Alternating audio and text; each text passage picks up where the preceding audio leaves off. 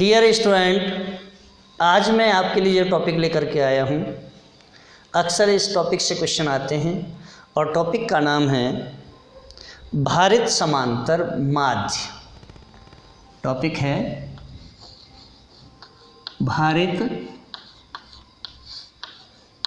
समांतर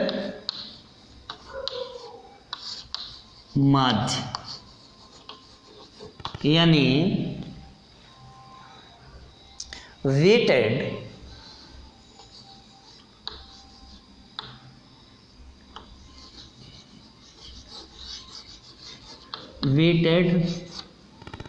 अर्थमेटिक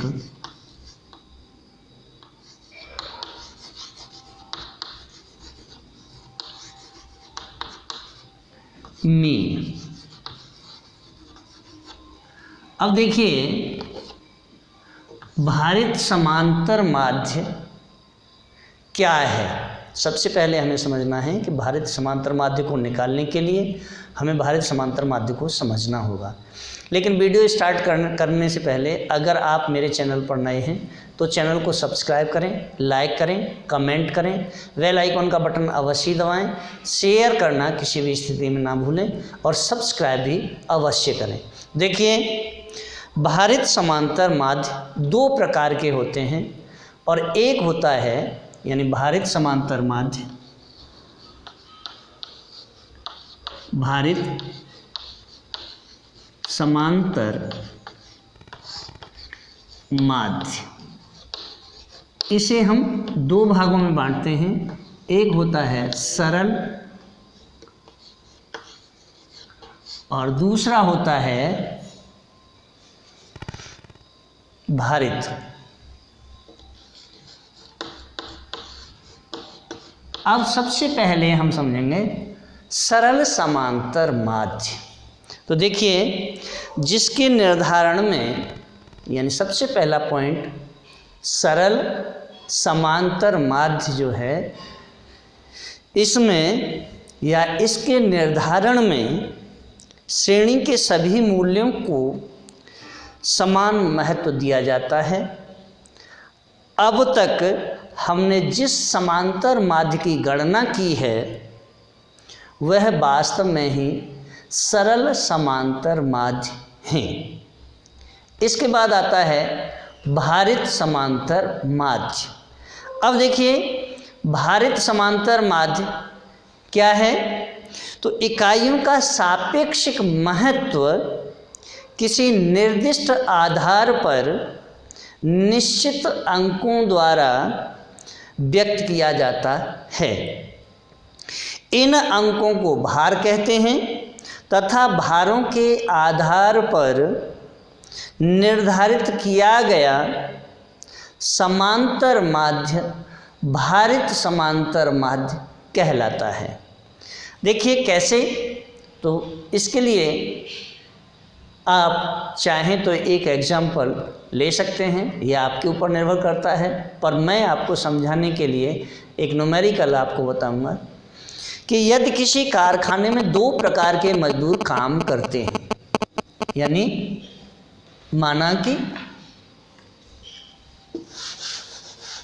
किसी कारखाने में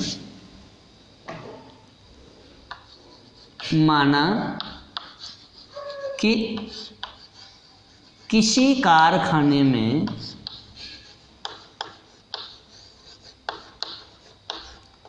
दो प्रकार के मजदूर हैं जो काम करते हैं, यानी एक कुशल है और दूसरे अकुशल। ये एक कुशल और दूसरे अकुशल। कुशल मजदूरों की जो मजदूरी है वह 60 रुपये दैनिक है। अकुशल मजदूरों की जो मजदूरी है वह 40 रुपये दैनिक, यानी इनकी जो औसत मजदूरी है, कुशल मजदूरों को 60 रुपये प्रतिदिन दिए जा रहे हैं और अकुशल मजदूरों को 40 रुपये प्रतिदिन दिए जाते हैं। अगर मैं इनका औसत समांतर माध्य निकालूं तो देखिए 60 धन 40 बटे 2, क्योंकि 2 प्रकार के हैं, यानी 100 बटे 2 बराबर 50, यानी औसत मजदूरी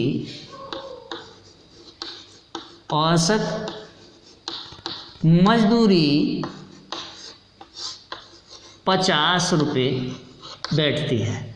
लेकिन यह आंसर सही नहीं है। क्यों?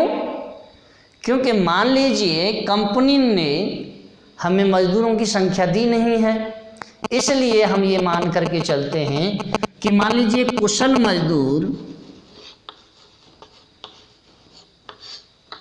20 हैं, अकुशल मजदूर 80 हैं। अब मुझे इनका औसत मजदूरी निकालनी हो तो कैसे निकालेंगे?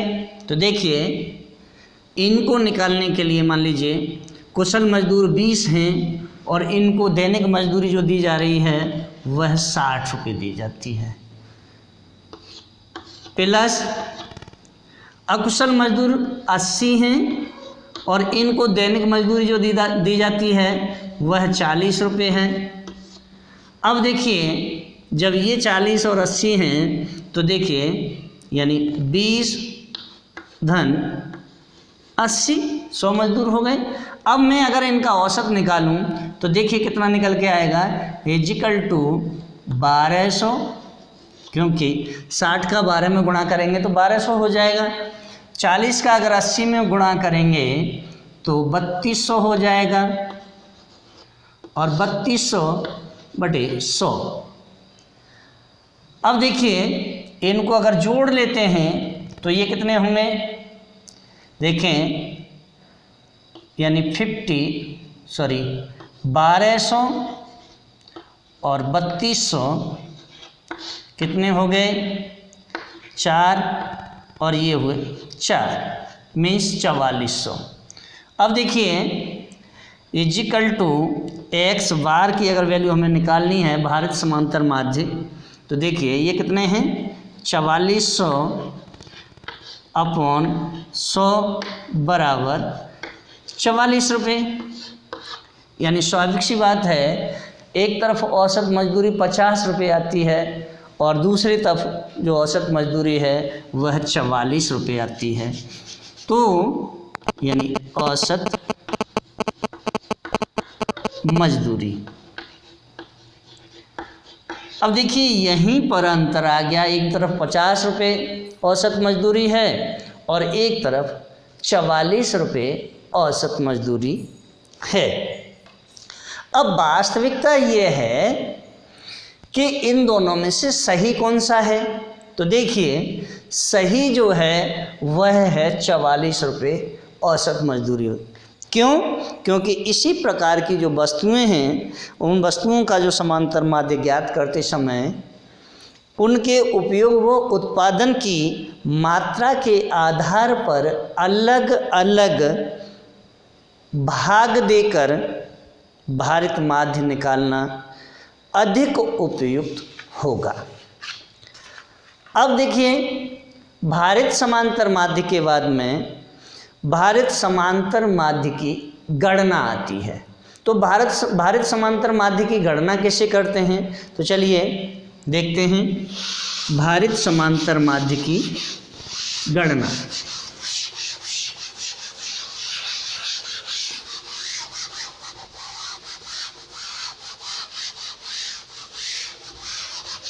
देखें, भारित समांतर माध्य की गणना। भारित समांतर माध्य की गणना या भारित समांतर माध्य को निकालने के लिए विभिन्न पदों के अलग अलग भार जान लेना सर्वप्रथम हमें आवश्यक है। अब देखिए, भारित समांतर माध्य जो हैं वह भी 2 प्रकार के होते हैं। कौन कौन से? एक होता है वास्तविक और एक होता है अनुमानित। यानी भारित समांतर माध्य की जो गणना की जाती है, भारित समांतर माध्य की गणना, इसे हम दो प्रकार से करते हैं। एक कैसी है, अभी मैंने आपको बताया, एक कैसी है इसमें वास्तविक है और दूसरी कैसी है अनुमानित। तो पहली वास्तविक और दूसरी अनुमानित। अब देखिए, मुझे सर्वप्रथम वास्तविक समांतर माध्य की गणना करनी है। वास्तविक समांतर माध्य की गणना कैसे करते हैं? तो पॉइंट आपका आता है वास्तविक समांतर माध्य। अब वास्तविक समांतर माध्य की गणना करने से पहले सर्वप्रथम मुझे यह समझना है कि वास्तविक समांतर माध्य है क्या। देखिए, वास्तविक भार वे होते हैं, क्या? वास्तविक भार वे होते हैं जो स्पष्ट रूप से दिए होते हैं, लेकिन जो समंकों की प्रकृति के आधार पर संबंधित तथ्यों को या तथ्यों की सहायता से निश्चित किए जाते हैं। यदि वास्तविक भार ज्ञात ना हो तो क्या करना है? विभिन्न चर मूल्यों के सापेक्षिक, विभिन्न चर मूल्यों के सापेक्षिक महत्व को ध्यान में रखते हुए भारों का उचित अनुमान लगा लिया जाता है।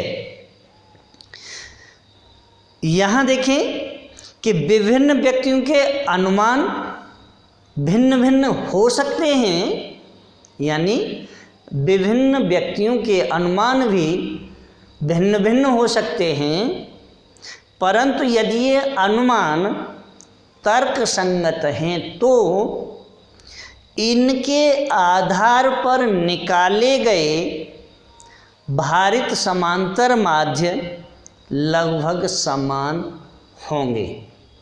अब देखिए, लगभग समान कैसे होंगे? तो देखिए, इसे ज्ञात करने के लिए हमें जो विधि है, भारित समांतर माध्य ज्ञात करने की जो विधि है वह प्रत्यक्ष विधि का हम सबसे पहले गणना करेंगे। और प्रत्यक्ष विधि के अंतर्गत सबसे पहला जो सूत्र आता है, लेकिन सूत्र को निकालने से पहले हमें 3 पॉइंटों का अध्ययन करना है। और वह 3 पॉइंट कौन से हैं? पहला पॉइंट है इसके अंतर्गत, वह है इकाइयों के जो मूल्य हैं। कौन सा? इकाइयों के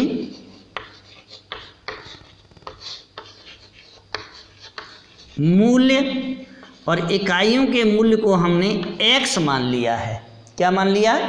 x।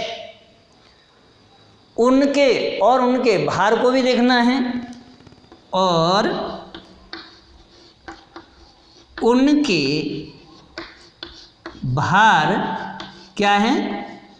W यानी वेट।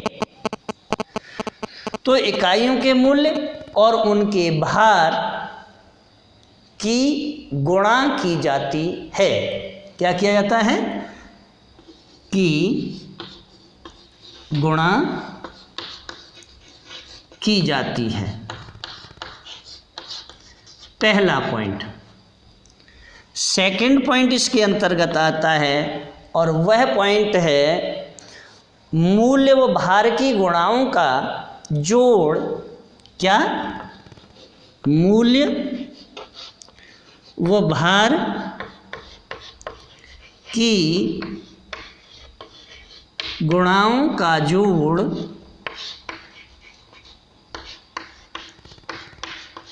अब ये जोड़ है, इस जोड़ को हम किससे रिप्रेजेंट करेंगे? तो जोड़ को सिग्मा डब्लू एक्स से, किससे? सिग्मा डब्लू एक्स है, इसे हम निकाल लेते हैं। अब देखिए, जब ये ज्ञात कर लिया तो हम वास्तविक समांतर माध्य की गणना भी कर लेंगे। अब आता है सूत्र क्या है, तो देखते हैं सूत्र भी। चलिए,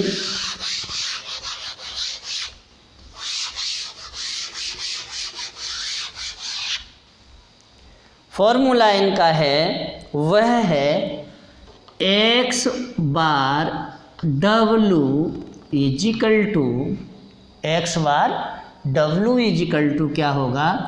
W one X one plus W two X to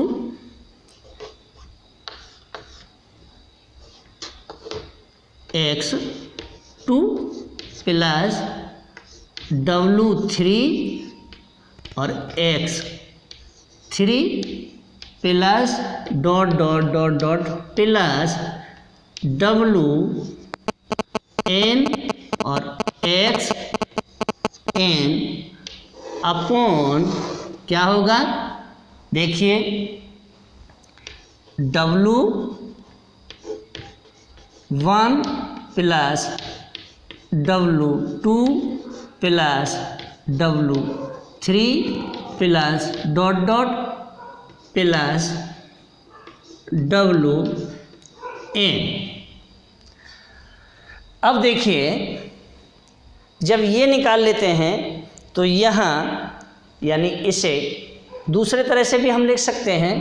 और कैसे लिख सकते हैं? तो देखिए, एक्स बार, अब आप कहेंगे एक्स बार क्या है?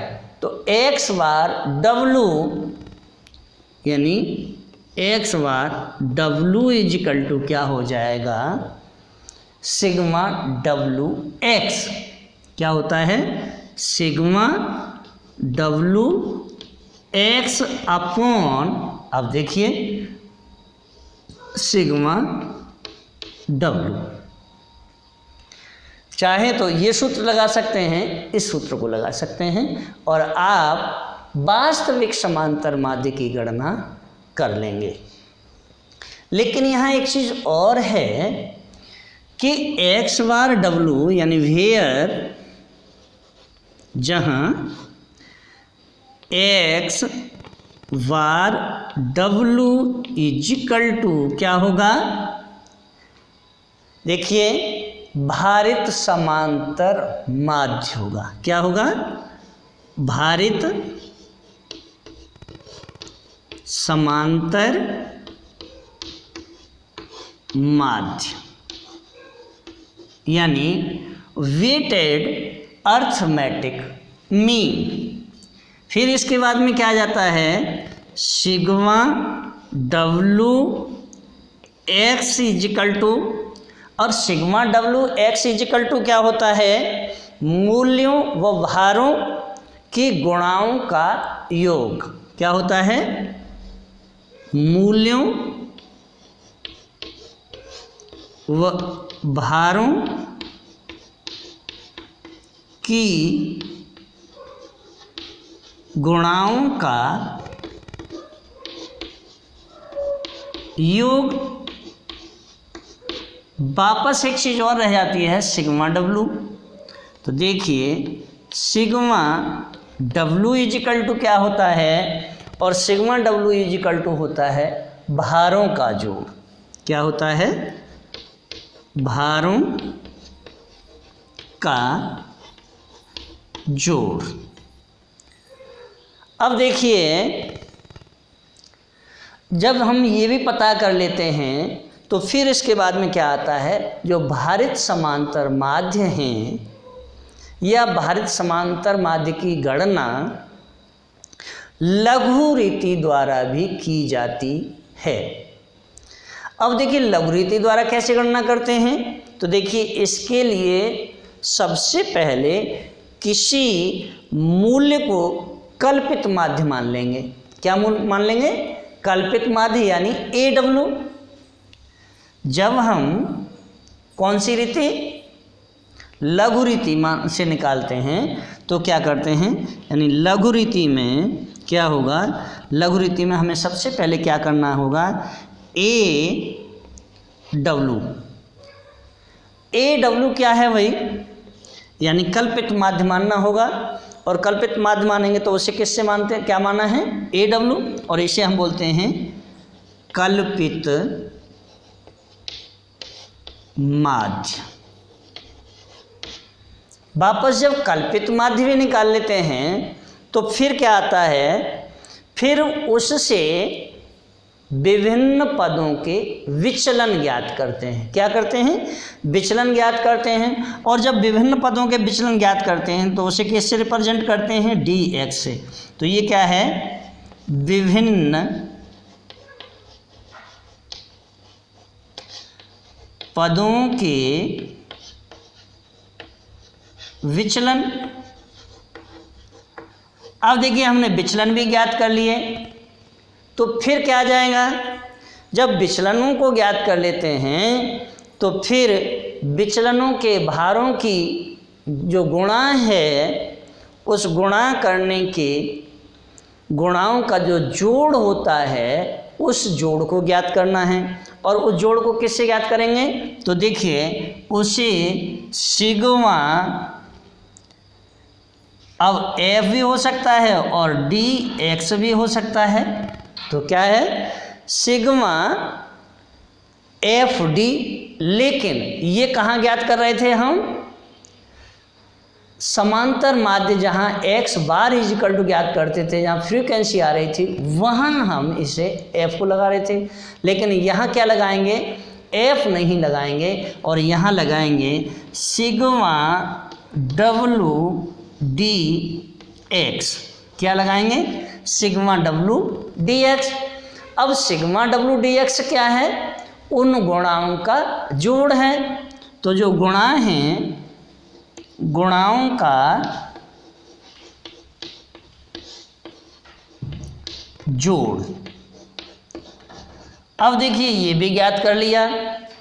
और जब ये ज्ञात कर लेते हैं तो जो सूत्र है वह सूत्र क्या होगा, अब देखिए सूत्र को हम निकालते हैं। चलिए, तो सूत्र जो होगा वह सूत्र होगा x बार, क्या होगा, x bar W equal to AW plus sigma WDX upon, अब क्या निकालना है, जब सिग्मा WDX ज्ञात कर लिया है तो हमें समस्त भारों का जोड़ भी ज्ञात करना है। और उसे हम किससे रिप्रेजेंट करते हैं, सिग्मा W से। तो ये आपके कल्पित माध्य का यानी जो लघु रीति है, उस लघु रीति से भी हम भारित समांतर माध्यों की गणना कर सकते हैं। अब देखिए, व्यवहार में भारित समांतर माध्य निकालने में अधिकतर प्रत्यक्ष रीति का ही उपयोग किया जाता है। इस रीति का उपयोग बहुत कम ही किया जाता है। लेकिन मुझे आपको इसे समझाने का भी एक उद्देश्य यह है कि अगर कोई क्वेश्चन लघु रीति से आता है तब आप वहाँ इस वाले सूत्र का उपयोग करेंगे, और अगर प्रत्यक्ष रीति से आता है तब आप कौन से सूत्र का उपयोग करेंगे, ये है लघु रीति। लघु रीति और प्रत्यक्ष रीति से जब निकालते हैं तो क्या होता है, x bar W equal to क्या होता है, W1 और x1 plus W2 x2 plus W3 और x3 plus dot dot plus WN x upon क्या लगाते हैं हम, यानी W1 plus W2 plus W3 plus dot dot plus WN। ये जो फॉर्मूला है यह किसके लिए है, प्रत्यक्ष रीति के लिए। अब आपकी समझ में आ गया होगा कि लघु रीति के लिए हम x bar W equal to AW plus sigma WDX upon sigma W जो लघु रीति है, और प्रत्यक्ष रीति जहाँ हम निकालते हैं वहाँ जो फॉर्मूला लगाते हैं वहाँ लगाते हैं x bar W equal to W1 x1 plus W2 x2 plus W3 x3 plus dot dot plus WN xN upon W1 plus W2 plus W3 plus dot dot plus WN। मैंने आपको लघु रीति और प्रत्यक्ष रीति दोनों के ही समांतर माध्यम को निकालने के फॉर्मूला आपके समक्ष लिख दिए हैं। अब देखिए हम एक न्यूमेरिकल से प्रत्यक्ष रीति से भारित समांतर माध्यम की गणना करेंगे। देखिए भारित समांतर माध्यम की चलिए गणना करते हैं।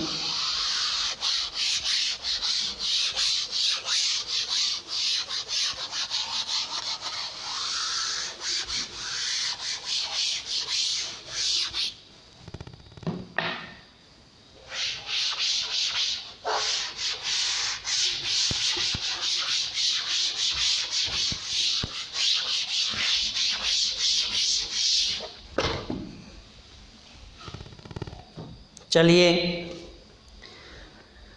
मेरे समक्ष कुछ आंकड़े दिए हुए हैं, उन आंकड़ों से भारित माध्य निकालना है। वास्तविक भारों और अनुमानित भारों का प्रयोग करके और दोनों भारित माध्यम में अंतर दिखाना है। तो क्वेश्चन क्या है, निम्न आंकड़ों से भारित माध्य निकालिए। क्वेश्चन इस तरह से आता है, अक्सर ही आता है कि निम्न आंकड़ों से भारित समांतर माध्य निकालिए। अब देखिए उसमें निकालना क्या है, वास्तविक भारों और अनुमानित भारों का प्रयोग करके और दोनों भारित माध्यमों में अंतर दिखलाइए। इस टाइप से क्वेश्चन होगा। अब देखिए जब क्वेश्चन इस टाइप से होता है तो उसने कुछ पद दिए होते हैं, तो सबसे पहले पद देखते हैं। पद क्या है, देखिए पद है सबसे पहले खाद्यान्न है। क्या है, खाद्यान्न।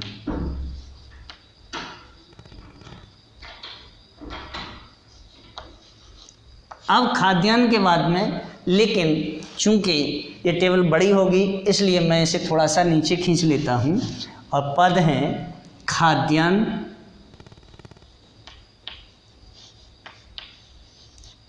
दूसरे नंबर पे आता है वह है किराया,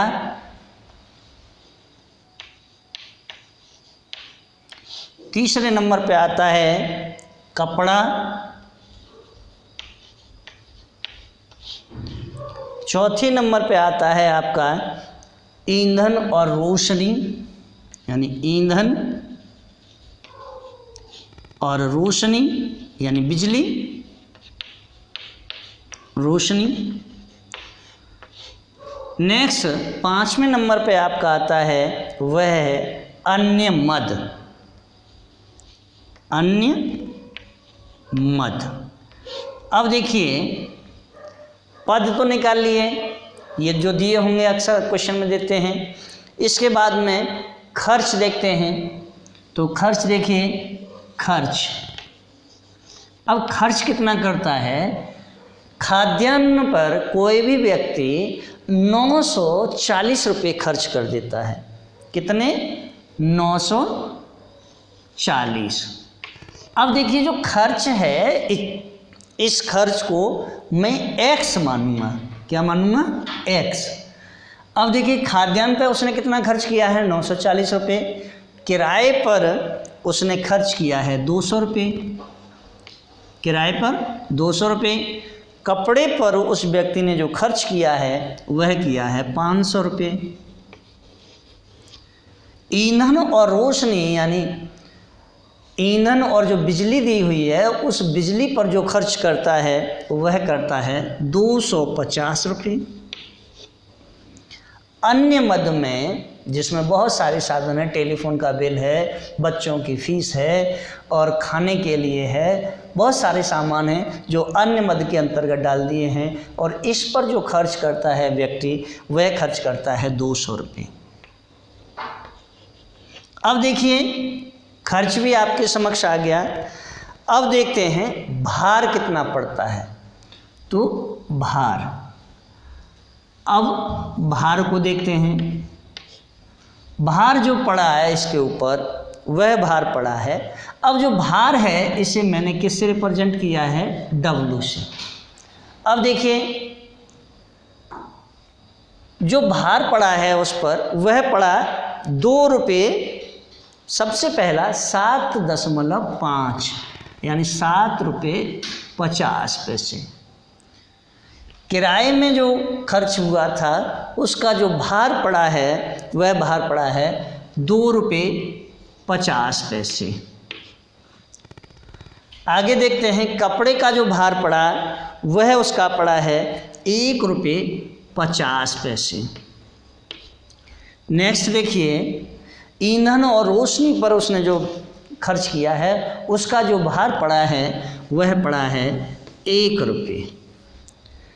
अन्य मद में जो खर्च किया है उस पर जो भार पड़ा उसका वह है 0.5 यानी 50 पैसे। देखिए भार भी और खर्च भी दोनों चीज़ें देख ली, लेकिन भारित खर्च को हमें और देखना है। तो जो भारित खर्च है यानी भारित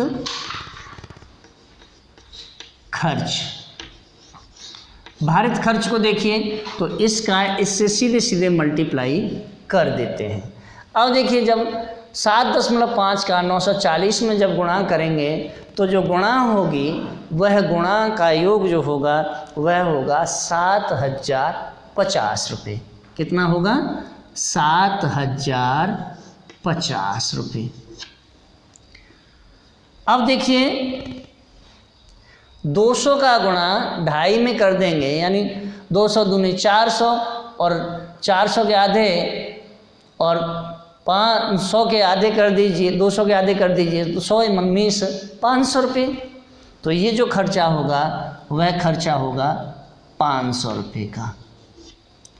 नेक्स्ट देखते हैं 500 का 1.5 गुना कर दीजिए मीन्स 750 रुपये।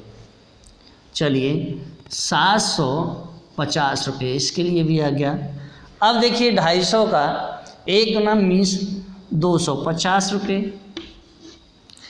इसको अगर करेंगे तो जो मल्टीप्लाई करेंगे वह होगा 120 रुपये। कितना होगा? 120, सॉरी 5 शून्य का 200 में 0.5 का मल्टीप्लाई कर दिए 0 0 5 दूनी 10 0 0 और 0 मीन्स 100 रुपये। ये जो खर्चा आएगा वह होगा 100 रुपये के बराबर। अब देखिए जब ये 100 रुपये है अब मैं क्या करूँगा, इससे और इससे दोनों को जोड़ लेता हूँ। चलिए जब हम इन दोनों को जोड़ेंगे तो देखिए क्या आता है, यह जो वैल्यू आएगी वह आएगी 13 रुपये। आप जोड़ के देख लें, 5 और 5 10, 5 15, 5 20 का 0 हासिल के 2 2 और 7 9 9 2 11 12 और 1 13 रुपये हो गए। अब इस वाले को जोड़ लीजिए, 0 5 और 5 10 और 5 15 के 5 हासिल का 1 6 6 और 7 13 13 और 2 15 और 1 16 के 6 हासिल का 1 मीन्स 8650 रुपये। अब देखिए 8,650 रुपये। नेक्स्ट देखिए, यह जो हमने भारित खर्च जो निकाला है, यह निकाला है वास्तविक भार के लिए। किसके लिए? वास्तविक भार। अब देखिए वास्तविक भार निकाल लिया, तो अब अनुमानित भार भी निकाल लेते हैं। तो यहाँ कर लीजिए अनुमानित भार। अब अनुमानित भार के लिए निकाल लीजिए, तो सेम कंडीशन, भार और भारित खर्च दोनों ही देख लेते हैं। भार को हमें किससे रिप्रेजेंट करना है? W से। और भारित को किससे रिप्रेजेंट करना है? भारित को करना है X और W से। तो भारित को हम WX से भी रिप्रेजेंट कर सकते हैं। तो सेम कंडीशन WX और WX। अब निकाल लीजिए भार। इसका जो दिया हुआ है वह दिया है 15, 5, 4, 2, 1, यानी 15, 5, 4, 2, 1। मल्टीप्लाई कर लीजिए, किससे करना है? 15 का मल्टीप्लाई करना है 940 से। तो 15 शून्य का 0 0 और 15 चौका 60 का 0, हासिल का के 6 और 15 छक्के 90, 15 सत्ते 105, 15 अट्ठे 120, 15 नमा 135, 35 और 6 41 मीन्स 141, 14,100 रुपये हो गए। अब देखिए 5 का गुणा करना है 200 में, तो ये हो गए 1,000, यानी 1,000। 4 का गुणा करना है 500 में, 2,000। 2 का गुणा करना है 250 में, 500 हो गए। और 200 का गुणा 1 से करना है, तो ये हो गए 200। इससे भी जोड़ लीजिए और इससे भी जोड़ लीजिए। अब देखिए ये जो निकाला है 13, यह है सिग्मा W। क्या है? सिग्मा W इजिकल टू कितना है? 13.0। यह जो है वह क्या है? Sigma WX। और सिग्मा WX की वैल्यू कितनी आ गई? 8,650 रुपये। तो 8,650। अब देखिए इसको निकालना है, तो सिग्मा W इजिकल टू ये हो जाएगा 15, 5 और 5 10, 10 और 4 14, 14 और 2 16, 16 और 1 17 के साथ, हासिल का 1, 1 और 1 2, 27 हो गए। और इसे निकाल लीजिए सिग्मा WX इजिकल टू, इसे भी निकाल लेते हैं। तो देखिए 0 0 वापस 1 और 5 6, 6 और 2 8, हासिल का कुछ नहीं। अब 4 और 1 5, 5 और 2 7, 4 और 1 5, 5 और 2 7, यानी 17,800। अब हमें क्या निकालना है? जब ये दोनों चीज़ें काउंट कर ली हैं, तो अब मुझे निकालना है भारित समांतर माध्य। तो देखिए भारित समांतर माध्य की गणना, यानी भारित समांतर माध्य बराबर क्या होगा? देखिए अब जगह कम है, तो इसीलिए मुझे थोड़ा सा ऊपर से समेटना पड़ेगा, या फिर आपको मैं यहीं निकाल के दिखा देता हूँ। तो देखिए सबसे पहले हमें वास्तविक भार को ज्ञात करना है। किसको? तो वास्तविक भार बराबर क्या होगा? देखिए 8,000, यानी x। अब आप कहेंगे कि भाई x क्यों लिख रहे हो? तो समांतर माध्य निकाल रहे हैं, इसलिए x बार निकालेंगे। तो समांतर माध्य बराबर क्या होगा? अब क्या होता है प्रत्यक्ष रीति में? Sigma WX, sigma WX upon sigma W equal to कर दीजिए 8,650 बटे 13। 13 का भाग दे दीजिए, तो 13 पंजे 65, 13 छिक्के 78 इजिकल टू 6। फिर 13 छक्के 78, 13 छक्के 78 यानी 660 . अब देखिए आगे दशमलव निकालेंगे तो 92 हो जाएगा। कितना? अब आप कहें अगर चाहें तो मैं इसे इधर से निकाल के दिखा सकता हूँ, इतना ही आएगा। अब देखिए वास्तविक भार निकाल दिया है, अब निकालना है मुझे कौन सा? अनुमानित। तो देखिए अनुमानित निकाल लेते हैं। अब अनुमानित निकालने के लिए हमें क्या करना है? सेम कंडीशन, अनुमानित भार इजिकल टू क्या होगा? एक्स बार इजिकल टू क्या होगा? Sigma W X upon sigma W. कर लीजिए। तो ये देखिए ये होगा एक्स बार इजिकल टू, अब सिग्मा डब्लू एक्स की वैल्यू कितनी है? 17,800, 17,800 बटे 27, 27 का भाग दे लीजिए।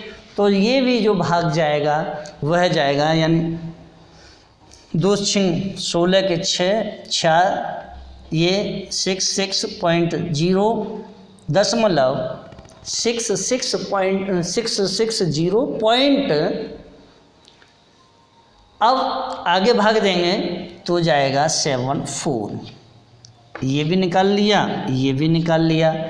अब देखिए दोनों में अंतर, एक तरफ 660 यानी 666.92 आया, दूसरे का 660.74, मीन्स दोनों एक दूसरे के करीब में आ गए हैं।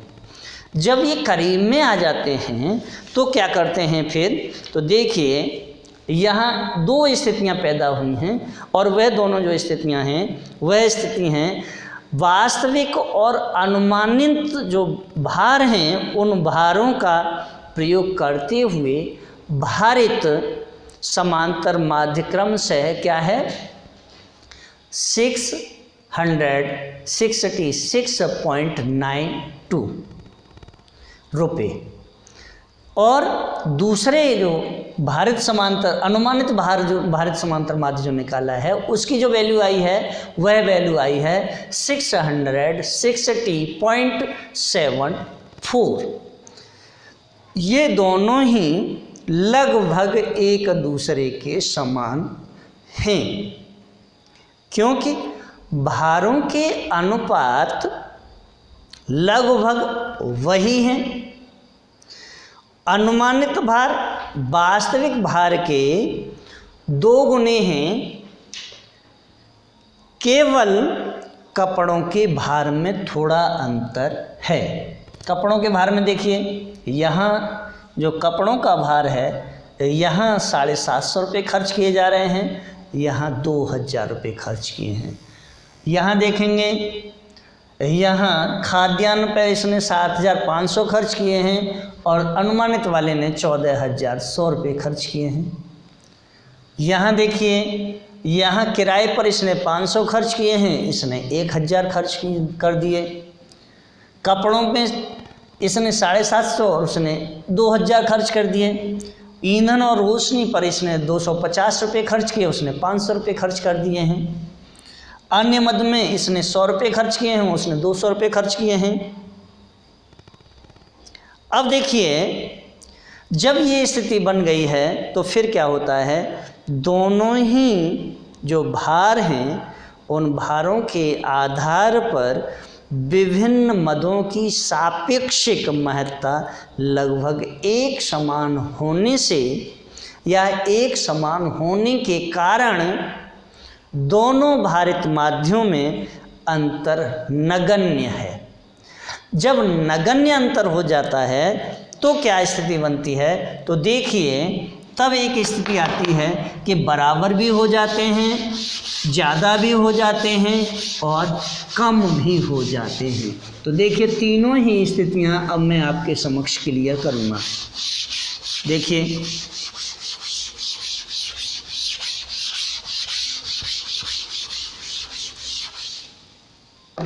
कौन सी 3 स्थितियां पैदा होती हैं, उन तीनों स्थितियों को देखते हैं क्या क्या हैं।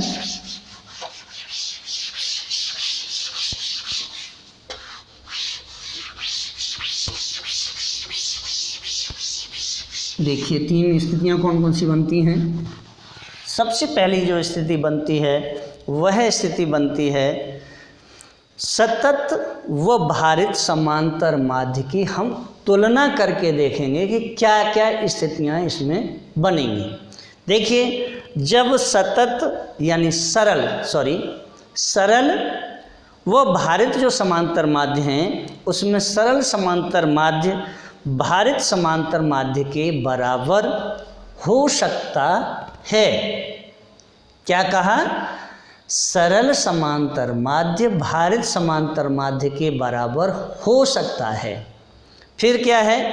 इससे अधिक और उससे कम भी। कैसे कैसे हो जाएगा? यानी बराबर, नंबर 1 बराबर, और जब बराबर होगा तो क्या होगा? यानी x bar equal to x bar w। एक स्थिति तो ये बन जाएगी। दूसरी की स्थिति क्या बन जाएगी? देखिए, अधिक, और जब अधिक होगा तो क्या होगा? देखिए, x बार greater than x bar w। तीसरी स्थिति देखिए, इससे कम, यानी जब कम होगा तो क्या होगा? x बार less than x bar w। ये 3 स्थितियां इसमें बनेंगी।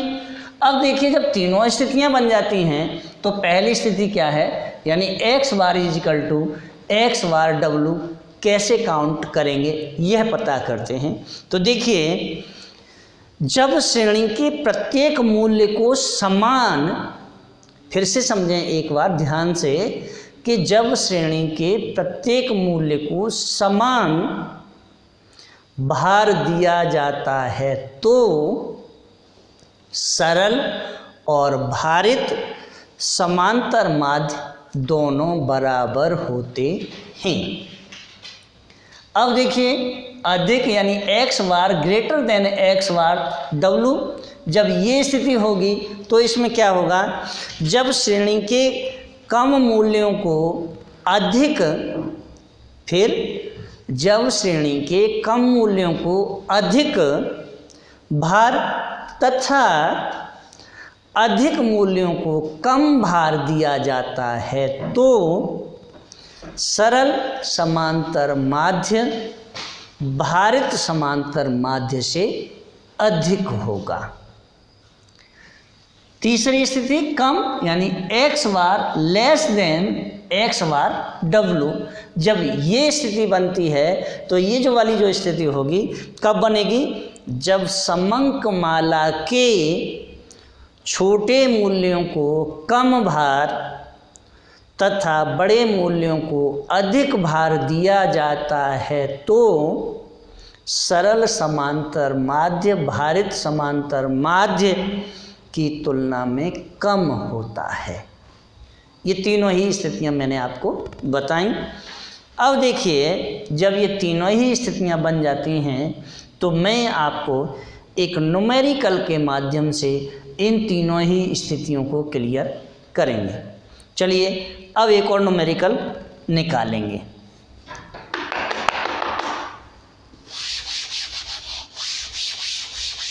देखते हैं न्यूमेरिकल क्या है। न्यूमेरिकल है उपर्युक्त प्रवृत्तियों को सिद्ध करने के लिए क्या करेंगे? सेम कंडीशन, पद। अब पद यानी फर्स्ट, सेकंड, थर्ड, फोर्थ और फिफ्थ, 5 श्रेणियां हैं। अब देखिए, मूल्य भी दिए हुए हैं, यानी मूल्य, और मूल्य को हमने क्या माना है? x माना है। तो देखिए, इसका मूल्य क्या क्या दिया है? 50 रुपये, 70 रुपये, 80 रुपये, यानी 50, 70, 80 और 100, 200। x की वैल्यू भी निकाल ली। इसके बाद में अब हमें क्या कैलकुलेशन करनी है? तो देखिए, सबसे पहली जो स्थिति है वो कौन सी स्थिति है, आई की, यानी पहला क्या है, X bar equal to X bar W, ये काउंट करना है। जब ये काउंट करेंगे तो क्या होगा, अब सबसे पहले मुझे देखना है भार क्या दिया हुआ है, तो देखिए इसे डब्लू दे दिया और डब्लू की वैल्यू देखते हैं, यानी इसमें दी है 5, पहले वाले की, दूसरे वाले की भी 5, तीसरे वाले की भी 5, चौथे वाले की भी 5 और 5 में की भी 5 दी है। अब देखिए वापस क्या करना है, W और X मल्टीप्लाई कर देना है, तो देखिए W और X कर दीजिए। 5 पंजे 25 यानी 250, 7 पंजे 35 350, 8 पंजे 40 400, 100 पंजे 500, 200 पंजे 1000। ओके, अब देखिए 4 चीज़ें आपके समक्ष आ गए। ये पद कितने हैं, इन्हें मैंने n मान लिया और n की वैल्यू कितनी है, 5 है, यानी 1 2 3 4 5।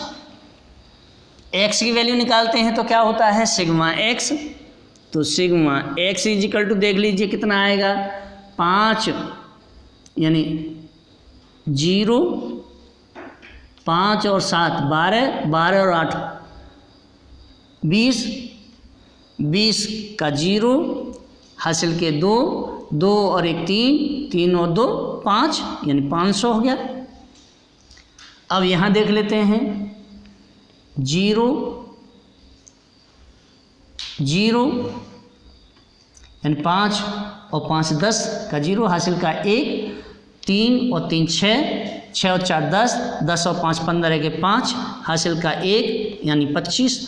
और ये देखिए 1 2 3 4 5 25 ये हो गया, तो ये क्या हो गया, sigma W. Sigma W equal to कितना है 25, और ये क्या है सिग्मा डब्लू एक्स, इसकी वैल्यू कितनी आ गई, ये इसकी वैल्यू ये, इसकी वैल्यू ये और इसकी वैल्यू ये, 4 वैल्यू हमारे पास आ गई हैं। अब देखिए वापस देखते हैं दूसरी वाली स्थिति को, और दूसरी वाली स्थिति कौन सी है, वह दूसरी वाली स्थिति है एक्स बार, यानी सेकंड क्या है, एक्स बार greater than x bar W. अब इसे निकाल लेते हैं, तो देखिए पहले डब्लू की देखते हैं, डब्लू क्या है। अब देखिए सेकंड वाले में जो डब्लू की वैल्यू है वह वैल्यू दी है 9 7 5 3 1, 9 7 5 3 और 1। चलिए इसे भी जोड़ के देख लेते हैं, सिग्मा डब्लू, और सिग्मा डब्लू इजिकल टू क्या हो जाएगा, 9 और 7 16, 16 और 5 21, 21 और 3 24 और 1 25, ये भी 25 वैल्यू आ गई। अब देखिए इसका सीधे सीधे मल्टीप्लाई करना है हमें इससे, चलिए कर लेते हैं। तो 9 पंजे 45 450, ये क्या है डब्लू और एक्स है। वापस 7 सत्ते 49 490, 8 पंजे 40 400, 100 तिया 300 और 200 एकम 200। इस वैल्यू को भी कैलकुलेट कर लेते हैं, और ये जो वैल्यू होगी देखिए 0, 5 और 9 14 के 4 हासिल का 1, 1 और 4 5, 5 और 4 9, 9 4 13, 13 और 3 16, 2 18, 1840। ये जो वैल्यू हो गई ये सिग्मा डब्लू एक्स की हो गई 1840। अब देखिए थर्ड वैल्यू को देखते हैं। थर्ड वैल्यू क्या है, थर्ड वैल्यू है आपकी एक्स बार less than x bar W. तो देखिए पहले क्या देखना है, मुझे डब्लू देखना है। अब देखिए सेम कंडीशन, इसमें जो वैल्यू दी है वह वैल्यू दी है 1 3 5 7 9, 1 3 5 7 9, ये वैल्यू भी same sigma W is equal to 25 multiply W X, इसे भी निकाल लीजिए। तो देखिए 50 एकम 50, 7 तिया 21, 210, 8 पंजे 40, 400, 100 सत्ते 700, 200 निम्मा 1800। अब इसे जोड़ लीजिए तो देखिए 0, 5 और 1 6, 6 के 6 6, वापस 2 और 4 6, 6 और 7 13, 13 और 8 21 का 1, यानी 2, 5 और 1 6 के 6 6, 2 और 4 6, 6 और 7 13, 13 और 8 21 का 1 हासिल के 2, 2 और 1 3, यानी 3160। ये क्या हो गया सिग्मा डब्लू एक्स। अब देखिए भाई इन सब की कैलकुलेशन करके देख लेते हैं। तो कैलकुलेशन जब हम करेंगे तो सबसे पहले हम एक्स बार इसे कैलकुलेट कर लेते हैं। तो देखिए X bar is equal to क्या हो जाएगा, सिग्मा एक्स अपॉन एन, तो इज इक्वल टू 500 बटे 5 बराबर 100। पहले वाले की स्थिति ये क्लियर हो गई, 100 आ गया। अब देखिए इसको देखते हैं, पहले वाले को वहाँ देखिए, इसमें क्या देखते हैं, ये क्या है X bar W equal to क्या है निकालना है हमें। तो देखिए 2500, ये क्या होगा sigma W X upon sigma W, तो इजिकल टू क्या हो जाएगा, यानी 2500 बटे 25 बराबर 100। चलिए ये वैल्यू भी 100 आ गई। अब देखते हैं वापस सेकंड वाली वैल्यू को। तो सेकंड वाली वैल्यू क्या है, same condition, X bar W equal to sigma W X upon sigma W equal to, देखिए ये वैल्यू कितनी आई है 1840, 1840 बटे वापस कितना है 25, भाग दे दीजिए। अब देखिए 18 में 25 का भाग जाएगा नहीं, तो वापस 25 चौका 100, 25 पंजे 125, 25 छक्का 150 और 25 सत्ते 7 बार चला गया, 7 बार गया यानी 175। वापस घटा लीजिए और ये जो वैल्यू आ जाएगी, यह वैल्यू आपकी आएगी 73.6। नेक्स्ट देख लीजिए अब थर्ड वैल्यू को। थर्ड वैल्यू क्या है, X bar W equal to, चलिए इसे आगे निकाल देता हूँ, जगह नहीं यहाँ। थर्ड वैल्यू को देखें, थर्ड वैल्यू है third, X bar W equal to क्या होता है, sigma W X upon sigma W equal to 3160 upon 25 बराबर 1, यानी 25 एकम 25, 3160 में 25 का भाग देना है। 25 एकम 25, 6 बचे, तारे 6, 25 दूनी 50, 6 1 वापस 0, 25 छक्का 150, 10 बचे, 10 में लगा के एक 0 बढ़ा लो, 25 चौका 100 मीन्स 126.4, ये वैल्यू भी आ गई। अब देखिए तीनों ही वैल्यू कैलकुलेट हो चुकी हैं, लेकिन अब देखते हैं कि मैंने आपके समक्ष पहली स्थिति क्या थी कि X bar equal to X bar W. तो देखिए ये वाली स्थिति कहाँ क्लियर होती है, यानी पहली वाली में पहली कंडीशन क्या थी 100, दूसरी कंडीशन में कितने आया 100, तो देखिए ये हो जाएगी 100 इजिकल टू 100। दूसरी वाली स्थिति को देखिए, सेकंड स्थिति क्या है कि एक्स बार greater than x bar W. देखिए स्थिति 100 ग्रेटर देन क्या हो जाएगा, सेकंड स्थिति कौन सी आई है आपकी 73.6 ग्रेटर देन 73.6। तीसरी स्थिति क्या है, और तीसरी स्थिति है आपके समक्ष एक्स बार less than x bar W. तो देख लीजिए क्या स्थिति है, 100 लेस देन 126.4। तीनों ही स्थितियां आपके समक्ष मैंने क्लियर कर दी हैं।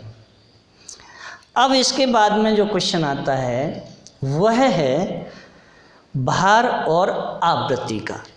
अब देखिए भार और आवृत्ति को निकालने के लिए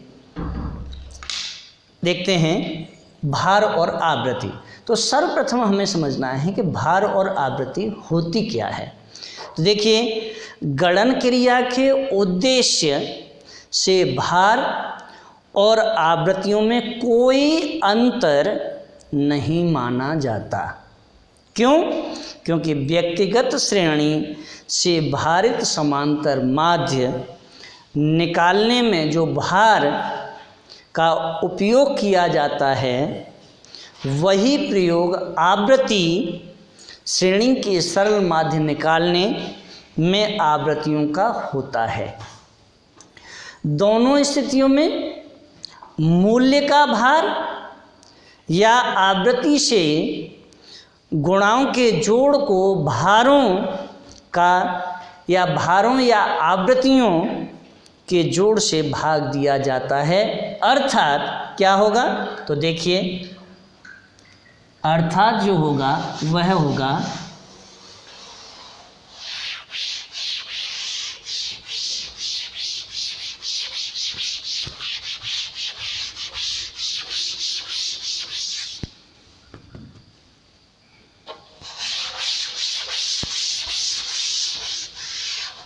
अब देखिए क्या होगा, यह होगा आवृत्ति श्रेणी में। सबसे पहले आवृत्ति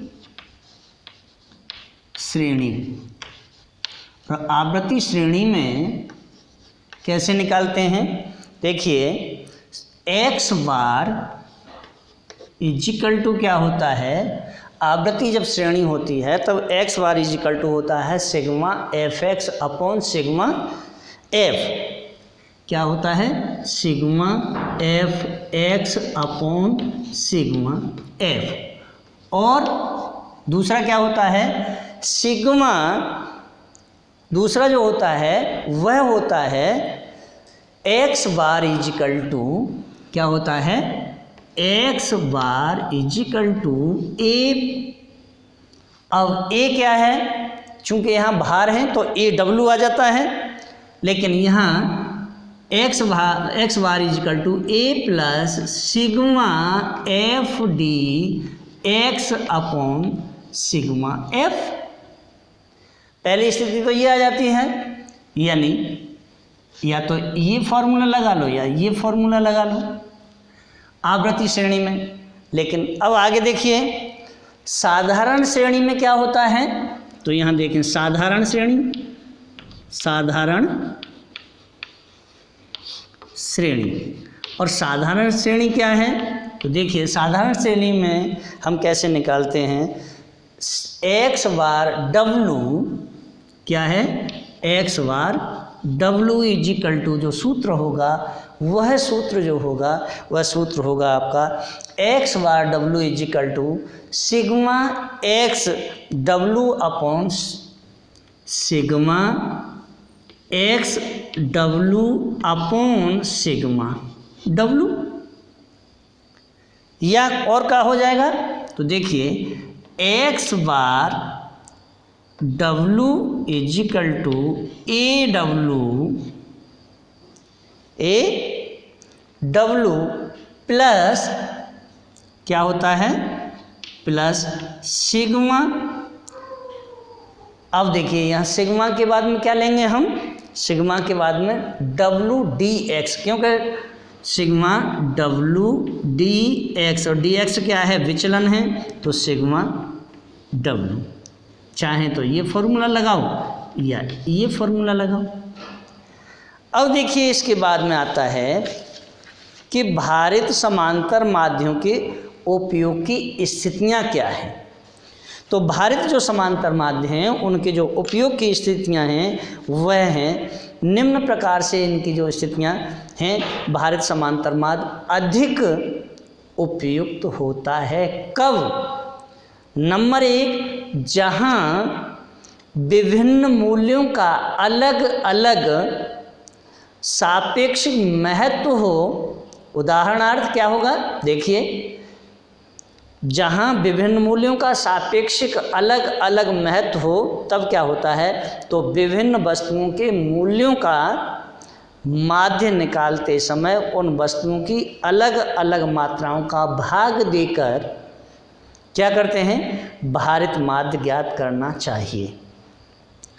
इसी प्रकार देखिए कैसे, अगर कुछ विद्यार्थी दिए हुए हों और उन विद्यार्थियों के माध्य का यानी प्राप्तांकों के माध्य की गणना करनी हो तो क्या करना होगा, उस समय विभिन्न विषयों की अलग अलग सापेक्ष महत्ता को ध्यान में रखना अत्यंत आवश्यक होगा।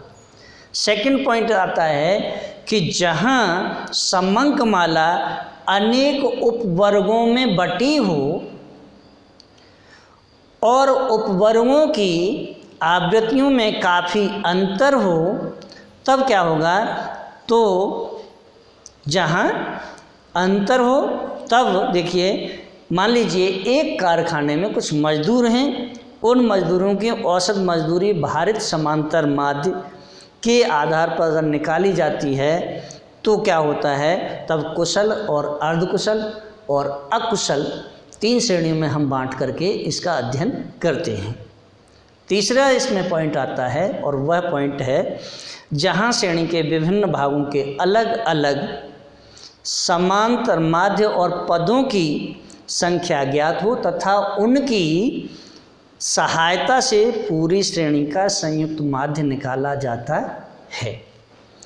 अब देखिए सूचकांकों यानी इंडेक्स नंबर जब हम निकालते हैं, जैसे हम फिशर के इंडेक्स नंबर का अध्ययन करेंगे, तो पहले इंडेक्स नंबर में समझना है कि इंडेक्स नंबर निकालते कैसे हैं। तो देखिए इंडेक्स नंबर में यानी सूचकांकों के निर्णयों में तथा मृत्यु दर, जन्म दर, बेरोजगारी की दर, प्रतिशत परीक्षण या आदि की जब हम तुलना करते हैं तो इनके अध्ययन में भारित समांतर माध्यों का ही उपयोग किया जाता है।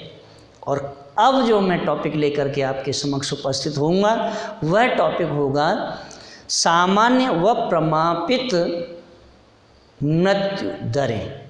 अब मैं आपके लिए मृत्यु दर, जन्म दर यानी crude birth rate, death birth rate ये सब निकालना सिखाऊंगा और इसमें से 110% 10 नंबर का क्वेश्चन अवश्य ही आता है। अब आपको अगर मेरा वीडियो अच्छा लगा हो तो वीडियो को सब्सक्राइब करें, लाइक करें, कमेंट करें, शेयर अपने दोस्तों को ज़्यादा से ज़्यादा करें जिससे कि उन लोगों के लिए भी इसका बेनिफिट मिले। और लाइक करना किसी भी स्थिति में ना भूलें। धन्यवाद।